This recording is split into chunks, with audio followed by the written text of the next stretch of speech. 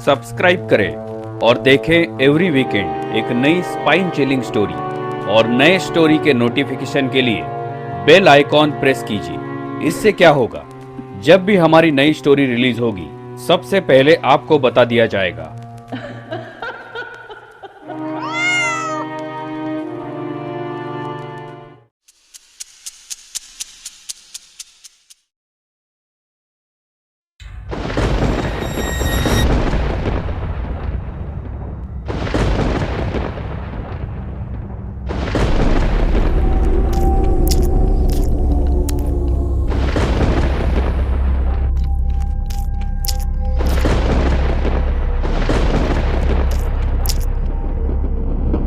सुनील अपने घर कानपुर जा रहा था। वो बहुत खुश था। इतने दिनों बाद अपने घर जाने की खुशी कुछ और ही होती है। वहां उसकी माँ, उसके दोस्त उसकी राह देख रहे थे। इस बार वो पूरा 1 महीना रहने वाला था। इस पूरे 1 महीने में वो क्या क्या करेगा, ये सोचते सोचते उसकी कब आंख लग गई पता ही नहीं चला। अचानक सुनील की आंख खुल गई और ट्रेन रुकी हुई थी। आजू बाजू वाले पैसेंजर भी नहीं दिख रहे थे। सुनील ने खिड़की के बाहर झांक कर देखा तो स्टेशन कुछ अलग ही लग रहा था। स्टेशन का नाम, पैसेंजर, स्टेशन मास्टर, किसी का नामो निशान नहीं था। सुनील मन ही मन सोचने लगा कि ये मैं कहां आ गया। यहां तो नेटवर्क भी नहीं है, ना कोई आदमी है। सुनील प्लेटफॉर्म पर चलने लगा। आगे जाकर उसकी नजर एक बोर्ड पर पड़ी और उसके होश उड़ गए। सोना मत, तुम बच नहीं सकते, यहां सोना मना है। और कुछ खून के धब्बे थे। क्या हुआ यहां? हर जगह ऐसे ही बोर्ड थे। यह जगह कुछ अजीब है। क्या मिस्ट्री है इस जगह की? काफी अंधेरा हो चुका है, शायद बाहर कोई सवारी मिल जाए। सुनील रास्ते पर चलने लगा और अचानक उसे पीछे से किसी जानवर के गुर्राने की आवाज आने लगी। जैसे वो पीछे मुड़ा, वो नजारा देख के उसका शरीर पानी पानी हो गया। उसके सामने कोई दुष्ट आत्मा खड़ी थी जो इस दुनिया की नहीं लग रही थी। जैसे ही सुनील कुछ समझ पाता, उस दुष्ट आत्मा ने सुनील पर हमला करने की कोशिश की कि तभी एक आदमी मशाल लेकर सुनील के सामने आया।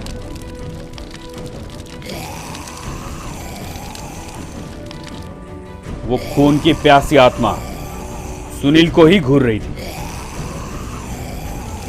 जैसे ही उस आत्मा ने मशाल देखी, वो वहां से भाग गई। इतनी रात गए तुम यहां क्या कर रहे हो?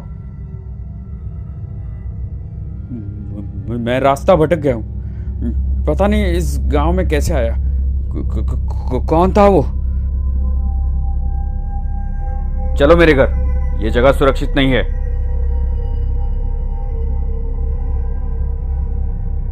सुनील और कबीर घर पहुंचते। तुम्हारे ऊपर जिसने हमला किया वो एक रक्त पिशाच था। क्या? रक्त पिशाच? कौन है ये? हां, रक्त पिशाच।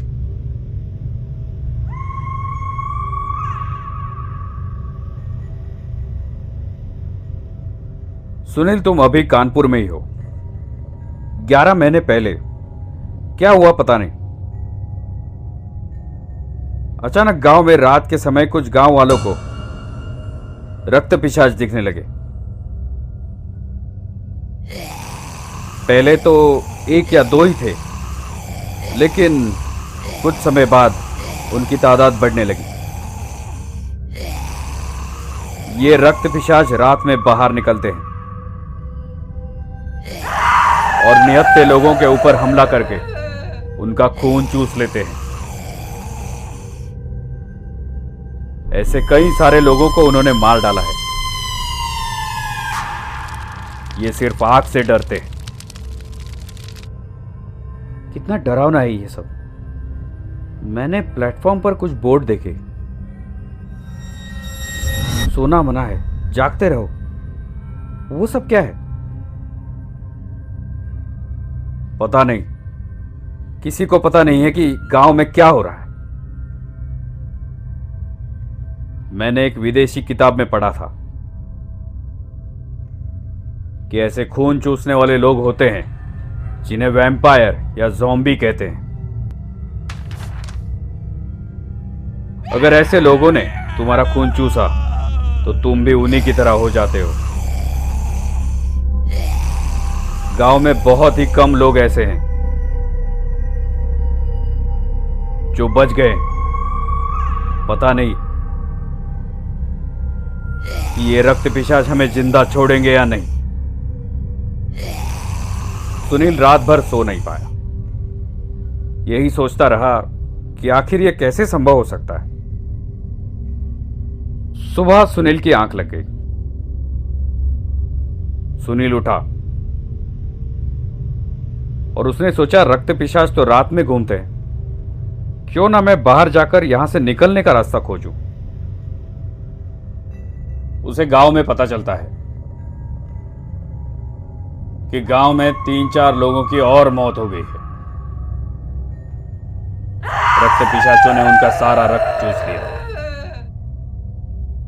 लेकिन मुझे यह समझ नहीं आ रहा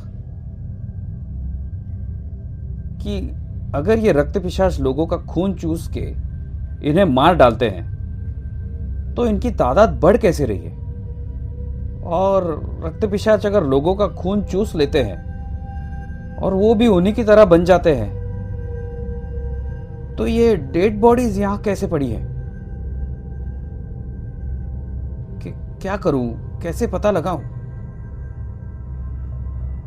सुनील ने बहुत सारे लोगों से बातचीत की और फिर सुनील शाम होते ही घर लौट आया। 11 महीने पहले जब मैं घर आया था तो ऐसा कुछ नहीं था। सुनील अचानक चौंक जाता है। गांव वालों से उसे यह पता चलता है कि वो पहला शख्स है जो इस 11 महीनों में पहली बार इस गांव आया है। कहीं इस सबका राज मेरे अतीत से तो नहीं है कि तभी कबीर उसे कहता है, हम सबके सवाल का जवाब शायद ईसा काका दे सकते हैं। लेकिन पिछले 11 महीनों से वो भी गायब है। अगर वो जिंदा है तो उन्हें जरूर पता होगा, क्योंकि उन्होंने तंत्र मंत्र जादू टोना की सिद्धि प्राप्त की है। हमें अभी निकलना होगा और उन्हें ढूंढना होगा। नहीं, अब रात हो गई है। मैं घर के बाहर नहीं निकलूंगा। सुनील अकेले ही ईसा काका को ढूंढने मशाल लेकर निकलता है।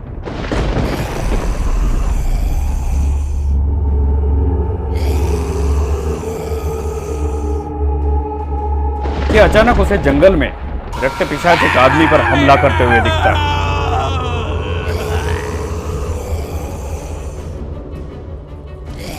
सुनील उस रक्त पिशाच को भगा देता है और उस आदमी के पास जाता है तो वो आदमी अधमरी हालत में उसे कहता है, ईसा ईसा। सुनील समझ जाता है कि यही ईसा काका है। ईसा काका एक पहाड़ी की ओर इशारा करते हैं और कहते हैं, सोना मत, जागते रहना। और तभी उनकी मौत हो जाती। शायद इस सब का राज उस पहाड़ी पर छुपा होगा। क्या था उस पहाड़ी पर? क्या सुनील इस गांव की गुत्थी सुलझा पाएगा? जानने के लिए देखिए इस कहानी का अगला भाग।